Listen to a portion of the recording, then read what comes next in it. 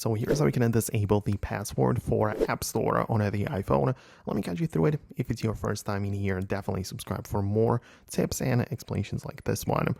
Okay, so actually you can find it in more places. At first, inside of the settings in a screen time section.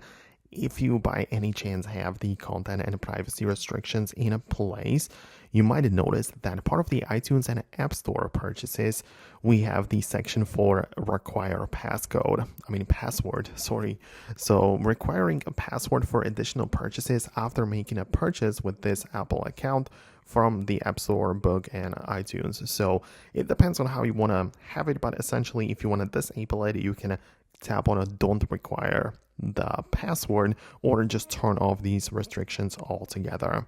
That is the first thing, the first place to check that out.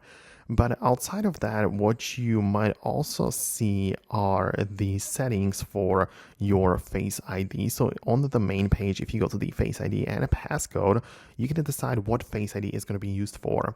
And if you also choose the iTunes and App Store, you can just scan your face and authenticate yourself that way without actually typing in the full password for the App Store. So that might be something which you also need to do so you can speed up the process a bit more. So yeah, as I say, that is the thing which you might also want to explore. So that would be all from me. I really hope I can help you out with it. Thanks a lot for watching, and I will hopefully see you later in the next tutorials and future videos like this.